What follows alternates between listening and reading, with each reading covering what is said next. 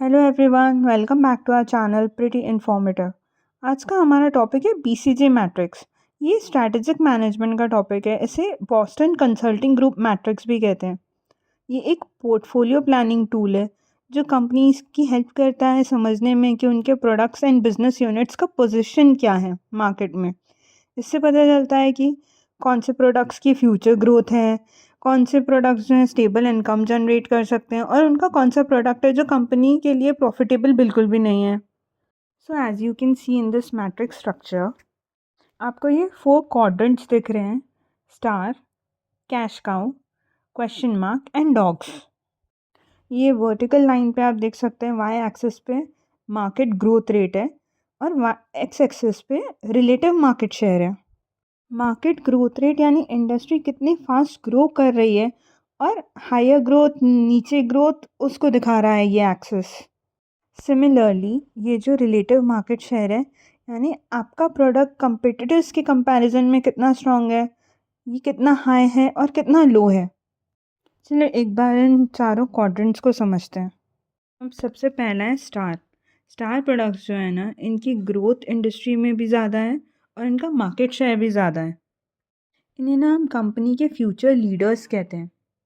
इन्हें ग्रोथ करने के लिए और मेंटेन करने के लिए ना इनमें इन्वेस्ट करना बहुत ज़रूरी है।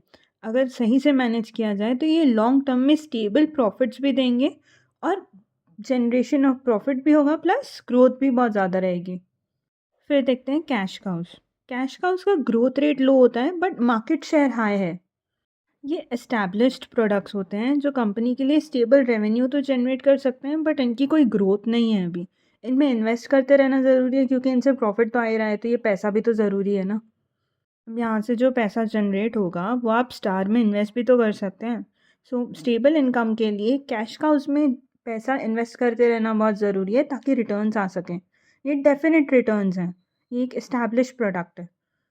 अब देखते हैं क्वेश्चन मार्क्स। क्वेश्चन मार्क का मार्केट ग्रोथ रेट तो हाई है लेकिन मार्केट शेयर लो है। ये अनसर्टन प्रोडक्ट्स हैं। अब इसके लिए मैनेजमेंट को डिसाइड करना पड़ेगा कि इनमें इन्वेस्ट करना है या नहीं करना है। अगर इसमें इन्वेस्ट करते हैं तो क्या इनकी कैपेबिलिटी है कि ये स्टार बन जाएं या फिर हमारा पैसा डूब जाएगा। सो इसमें ना सिलेक्टिव इन्वेस्टमेंट होता है। इसमें आप बहुत ज़्यादा पैसा नहीं डालेंगे, जितना भी आप इन्वेस्ट कर रहे हैं that would be limited and आप उसमें देखेंगे कि इससे प्रोग्रेस हो भी रही है या नहीं। क्योंकि क्वेश्चन मार्क्स थोड़ी ट्रिकी होते हैं, क्वेश्चन मार्क होता है। Then comes dogs. डॉग्स का ग्रोथ और मार्केट शेयर दोनों लो है। ये प्रोडक्ट्स कंपनी के लिए वीक पोजीशन में होते हैं और इनका प्रॉफिट भी जनरेशन कम है। इन्हें ना डिसकंटिन्यू करना ही बेस्ट होता है। तो आपने क्या समझा? Stars, cash cow, question marks and dogs. Star जो है इनकी फ्यूचर लीडर्स कह सकते हैं इन्हें। कैश काउ जो है वो एस्टैब्लिश हो चुके हैं, इनसे पैसा जनरेट हो रहा है। क्वेश्चन मार्क्स में अनसर्टन है होगा या नहीं होगा। एंड डॉग्स जो है वो वीक पोजीशन पे है। So to conclude, we can say that the 4 quadrants are star, cash cow, question marks and dogs.